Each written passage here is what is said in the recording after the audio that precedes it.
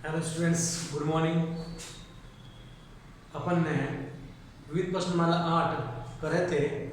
इसमें मैंने 11 प्रश्न तक करवा दिए थे आपको। एक दो सवाल आज अपन और लेते हैं। कल संडे की छुट्टी थी इसलिए मैंने कुछ करवाया नहीं था, तो अब वापस अपन मंडे को स्टार्ट करते हैं वापस।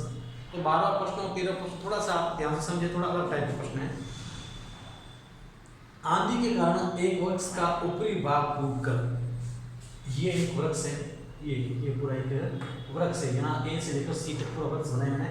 तो आंधी के कारण वृक्ष का ऊपरी भाग टूटकर, यहाँ से समझ लो ये टूटा है, ठीक है, बीच में समझ लो यहाँ से ये टूटा है। अब ये टूटकर जो भाग गिरेगा वो यहाँ पर गिरेगा, ठीक है ना। तो आंधी के कारण एक वृक्ष का ऊपरी भाग टूटकर क्षैतिज तल पर, क्षैतिज तल का मतलब होता है ये वाला सीधा वाला नीचे वाला जो भाग है, क्षैतिज तल पर 60 डिग्री कोण बनाता है। यानी ये वाला जो भाग है अब ये टूटकर यहाँ गिर गया है, तो ये क्षैतिज के साथ इसके लाइन के साथ 60 डिग्री कोण बनाता है, ठीक है।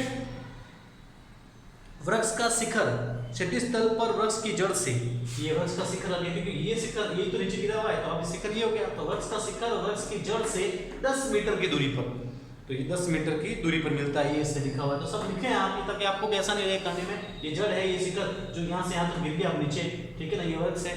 तो अब आगे क्या कर रहा है, टूटने से पहले वृक्ष की ऊंचाई ज्ञात कीजिए। सिर्फ अपने पास ये दिया हुआ 10 मीटर है और कोण 60 डिग्री है, और ये भाग बराबर होगा क्योंकि ये तो टूट कर नीचे गिरा हुआ है। तो टूटने से पहले वृक्ष की ऊंचाई का मतलब ए से सी तक की ऊंचाई अपन को ज्ञात करनी है। तो इसके लिए मैंने क्या कर दिया, इसको मान लिया h1, इसको h2, चाहे तो आप इसको h1 इसको h2 लो, ऊंचाई है इसलिए h1 h2 लिए। अगर ये h1 है तो ये भी क्या होगा h1, क्योंकि ये इसी से टूट कर गिरा हुआ है, सेम भाग है इसलिए। तो या तो पहले अपन ये लेंगे जिससे अपने पास ये निकलेगा, या ये लेंगे तो ये निकल जाएगा। इन दोनों को जोड़ेंगे तो अपना काम हो जाएगा, ठीक है। तो देखो पहले आप लिख दो AB बराबर BD बराबर H1, ये अपन ने माना, ठीक है ना। यह माना इसलिए क्योंकि अपन H1 माना है इसको, और बराबर क्यों है क्योंकि ये वाला टूटकर भाग जो है नीचे गिरा हुआ है इसलिए। और BC को अपन मान लेंगे H2, ये भी अपन ने माना, ठीक है। अब ले लो आप देखो समकोण त्रिभुज ए नहीं आएगा, BCD में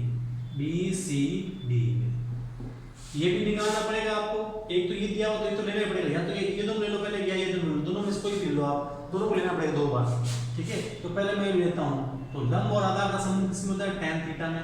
तो tan थीटा बराबर लंब बटा आधार, ठीक है। तो थीटा की जगह क्या आ जाएगा भाई, tan थीटा की जगह आ जाएगा 60 डिग्री। लंब का मान h2 और आधार का मान हो गया अपने पास 10। tan 60 का मान होता है √3 बराबर h2 बटा 10 भाग में गुणे में h2 बराबर 10 √3 मीटर। इसको भी यहीं छोड़ दो, ठीक है ना। तो अब जैसे मान लो ये निकल गया, अब अपन को ये निकालना है, तो ये दोनों ले लो, ठीक है। तो इसको वापस देता हूँ एक बार। समकोण त्रिभुज पुनः लिख देना, पुनः समकोण त्रिभुज BCD में। अब आधार और कर्ण का संबंध cos थीटा बराबर आधार बटा कर्ण। तो cos थीटा की जगह क्या आ जाएगा 60 डिग्री, आधार का मान 10 और कर्ण का मान आ गया अपने पास h1। cos 60 होता है 37 यानी 1/2, 10 बटा h1। ये भाग में गुणे में ले आओ, ये भाग में गुणे में चल जाएगा, तो h1 हो जाएगा 10 × 2 बराबर 20 मीटर, ठीक है। तो ये h1 का आगे ये h2 का, अपन को जो है वृक्ष की कुल ऊंचाई निकालनी है। वृक्ष की टूटने से पहले ऊंचाई, टूटने से पहले कुल ऊंचाई, तो वो क्या थी AC, और AC किससे मिलकर बन रहा है h1 प्लस h2। h1 का मान है 20 और h2 का मान है 10√3। तो अब ये इसमें जुड़ेगा नहीं, तो अब देखते हैं इसमें इसने मान रखा है या नहीं। मान रखा है तो फिर अपन भी मान रख के करते हैं इसको। 12वां प्रश्न है ये पॉइंटर में आ रहा है, तो इसका मतलब इसने मान रखा है, तो अपन भी मान रखते हैं। देखो 20 प्लस 10 × √3 का होता है 1.732, ठीक है। तो अब देखो ध्यान से सुनना मेरी बात, 20 प्लस, अब अगर मैं पॉइंट यहाँ लगा देता हूँ, इसको सरल करना बहुत आसान है, गुणा करने मत बैठ जाना। अगर मैं पॉइंट को यहाँ लगाता हूँ तो इसका मतलब 1/0 आ जाएगा, 10 × 17.32 बटा 10। पॉइंट यहाँ से यहाँ लिया है, तो यहाँ 0 0 कट जाएगा। तो ये बहुत आसान रहता है पॉइंट वार पे सरल करना। तो अब देखो 20 प्लस 17.32 जोड़ दो इनमें तो 0.32 तो 0.32 से रहेगा 7 और 2 और 1 3 37.32 मीटर ये वृक्ष की टूटने से पहले टोटल ऊंचाई AC। ठीक है, अब बात करते हैं अपन 13वें प्रश्न की। किसी अपूर्ण मीनार, अब वो टूटा हुआ वृक्ष था तो टूटने से पहले ऊंचाई पूछती। अपूर्ण मीनार का मतलब भी वही है, समझ लो ये एक मीनार है। ठीक है, इसको लेने मैंने यहाँ से यहाँ तक ये समझ लो पहले, बाद में बात करेंगे भाई अपूर्ण कैसे हुई। तो अपूर्ण मीनार का मतलब होता है आदि मीनार। तो अपूर्ण मीनार के आधार से, तो मीनार का आधार कौन सा होगा, ये अपूर्ण मीनार के आधार से 120 मीटर दूर किसी बिंदु, तो यहाँ से ये आधार है, इससे 120 मीटर दूर बिंदु डी ले लिया मैंने यहाँ पर। तो 120 मीटर दूर बिंदु से मीनार के शिखर का उन्नयन कोण 30 डिग्री है। तो समझ लो यहाँ से यहाँ तक लिया था अपन ने, तो ये कितना है 30 डिग्री है। तो मेरा ये 30 डिग्री है। अभी 60 की बात नहीं कर रहा हूँ मैं, ये मैंने मीनार ली, इसके आधार से बिंदु डी है 120 मीटर दूर और इसका जो कोण है उन्नयन कोण वो 30 डिग्री है। ठीक है, अब ये कह रहा है ज्ञात कीजिए कि मीनार को और कितना ऊंचा बनाया जाए। तो मीनार को और ऊंचा कर दिया मैंने, कितना ऊंचा बनाया जाए कि जिससे उसी स्थान पर उसका उन्नयन कोण, यानी इसी स्थान पर उसका जो उन्नयन कोण है पहले जो 30 था यहाँ तक, तो अब ये कितना हो जाएगा 60 हो जाए। ठीक है ना, ये साफ साफ दिया हुआ है इसमें। इसको कितना ऊंचा लें ताकि ये जो 30 डिग्री था कोण यहाँ तक अब जो है वो 60 डिग्री हो जाए। ठीक है, तो ये अपन को ज्ञात करना है। तो ये चित्र बना हुआ है। तो अब इसने पूछा है मीनार को कितना ऊंचा बनाया जाए, इसका मतलब ऊंचाई ज्ञात करनी है। तो इसमें भी वापस मैंने H2 और H1 ले लिया, H1H2 वापस सुन लो। इसने कहा एक मीनार है तो समझ लो कि ये मैंने मीनार ले ली, इसके आधार से एक बिंदु जो है 120 मीटर दूर है। ठीक है, और इस बिंदु से जो उन्नयन कोण है वो 30 डिग्री है। अब इस मीनार को और कितना ऊंचा करें कि इसी बिंदु से जो कोण है वो 60 डिग्री हो जाए, यानी ऊंचाई ज्ञात करनी। फर्स्ट पर घुमाया हुआ है, ऊंचाई ज्ञात करनी, लेकिन 60 डिग्री कोण इसी बिंदु पर बन रहा है हमारा। तो इसकी चित्र ऐसा हो जाएगा। तो अब देखो इसमें भी वही ज्ञात करना है। तो समकोण त्रिभुज दो लेंगे, इसमें भी BCD लो पहले। समकोण त्रिभुज BCD में लंब और आधार का संबंध tan थीटा, तो tan थीटा बराबर लंब बटा आधार, थीटा की जगह 30 डिग्री। इस त्रिभुज में 30 डिग्री देना, लंब का मान है H2 और आधार का मान हो गया 120। tan 30 का मान होता है 1/√3 बराबर H2 बटा 120 भाग में गुणे में, ये भाग में गुणे में, सॉरी इसको ही लो आप, इसको मतलब H2 का मान तो दिखाना है। H2 120 बटा √3। अब आपको पता है √3 रहना चाहिए तो परिमेय कर दो, तो √3 बटा √3।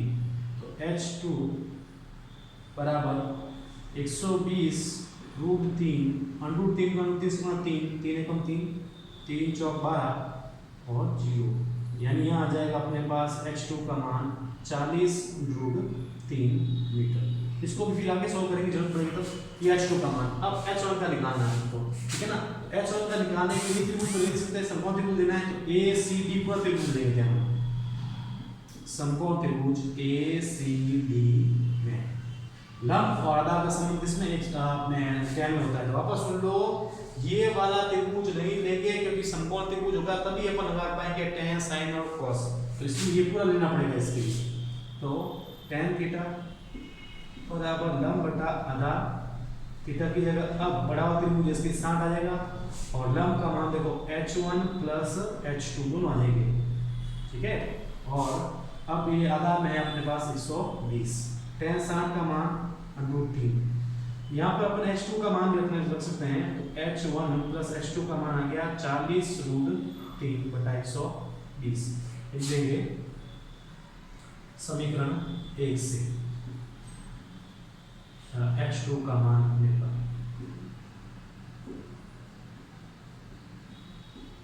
ठीक है, समीकरण 1 से H2 का मान करने पर, इसको समीकरण 1 दे दिया मैंने यहाँ पर।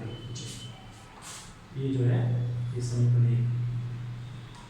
ठीक है, अब ये भाग में गुणे में आ जाएगा, H1 प्लस 40√3 बराबर 120√3 भाग में था गुणे में। अब ये प्लस में उधर जाएगा माइनस में जाएगा, तो H1 बराबर 120√3 माइनस 40√3। तो H1 बराबर 120, अब जब इसके बीच में √3 जाती भाई, तो 120 में से अपन 40 घटा देंगे तो कितना बचेगा 80/√3। इसको भी पॉइंटों में चेंज करके बताता है मैंने आपको, 80 × 1.732। तो तो जीरो को हटाना बहुत आसान होता है, तो मैंने आपको पॉइंट ऐसे लेंगे अपन यहाँ पर, तो जीरो हट जाएगा। ठीक है, इसके यहाँ लेता हूँ मैं 80 × 17.32, एक पॉइंट आगे खिसक गया यहाँ से यहाँ तक, उसका मतलब बटा 10 आ जाएगा, जीरो से जीरो। अगर मान लो यहाँ पर 800 होता तो अपन पॉइंट यहाँ लगा देते, दो जीरो आ जाते, नीचे कर देते। ठीक है, अब इसका गुणा करो, गुणा करना आसान हो जाएगा। वापस देख लो कि बुक करेंगे, तो 80 × 1.732 उसका मान दिया मैंने। तो अब मैंने कहा यहाँ जीरो है, इसलिए पॉइंट मैंने यहाँ लगा दिया, पॉइंट लगाते ही जो जीरो है वो आ गया यहाँ नीचे। ठीक है ना, एक पॉइंट आगे से गया तो जीरो आ गया, जीरो जीरो बन गया। 8 दूनी 16, 1 80, 8 3 24 और 1 25, 2 80, 800 56 और 2 58, 5 80, 8 1 8 और 5 13। ठीक है, और 2 के बाद पॉइंट तो ये आ गया 138.56 मीटर। ये जो ऊंचाई है वो किसकी हो जाएगी, जो इसने ऊंचा उठाया है H1 का मान कितना ऊंचा उठाया है उसका मान हो जाएगा 138.56 मीटर। इसकी शॉर्ट ले लो इसका। ओके स्टूडेंट्स, अच्छी तरह समझे, बार बार वीडियो को पॉज करके वापस देखें, वापस आगे करें, वापस पीछे करें, अच्छी तरह समझें, बिल्कुल इजी है, समझ में आ जाएगा आपको। Thank you.